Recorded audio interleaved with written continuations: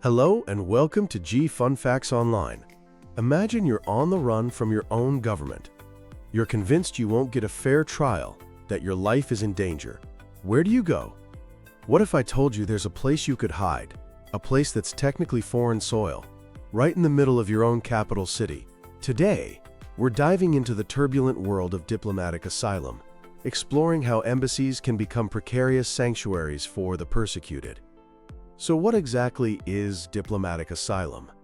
It's not the same as regular asylum, where you flee to another country and ask for protection on their land.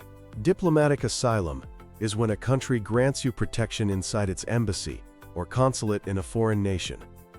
You're still physically in your home country, but you're shielded from its laws. How is this possible? It all comes down to a fundamental rule of international relations called inviolability, formalized in the 1961 Vienna Convention. This rule says that the authorities of the host country cannot just waltz into a foreign embassy without permission. It's like a legally enforced no-entry sign. This legal shield is what turns an embassy into a potential safe haven. But here's the catch.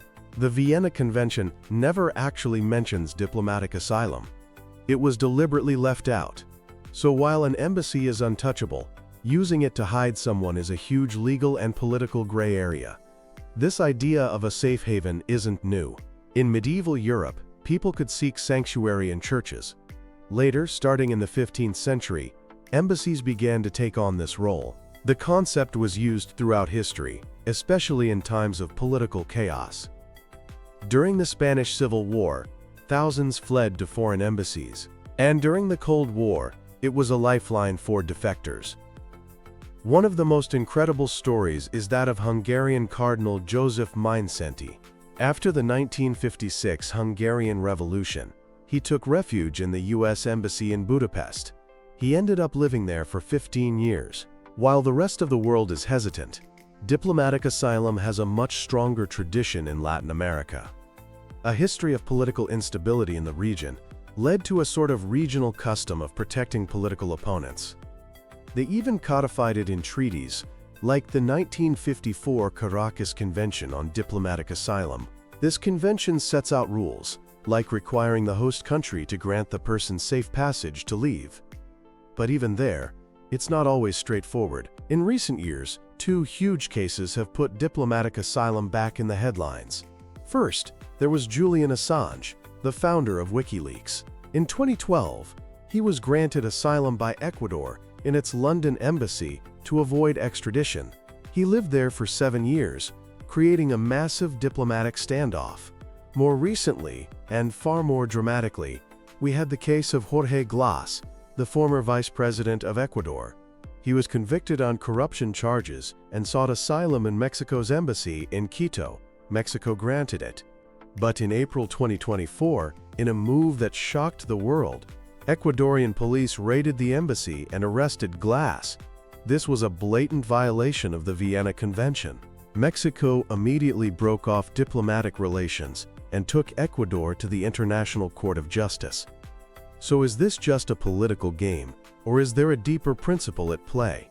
Proponents argue that it's fundamentally about human rights. It connects to a core concept in refugee law called non-refoulement. That's a fancy term for a simple idea. You can't send someone back to a country where they're at risk of persecution or torture. Granting diplomatic asylum can be seen as a last-ditch effort to uphold this principle, especially if there are real fears the person won't get a fair trial. It's not about shielding a criminal, but about protecting a human. So what's the future of diplomatic asylum? It remains incredibly uncertain. The raid in Ecuador shows just how fragile these diplomatic protections can be when a country decides to ignore them. Some scholars want a global treaty to clarify the rules, while others think it's too political and should be handled case by case.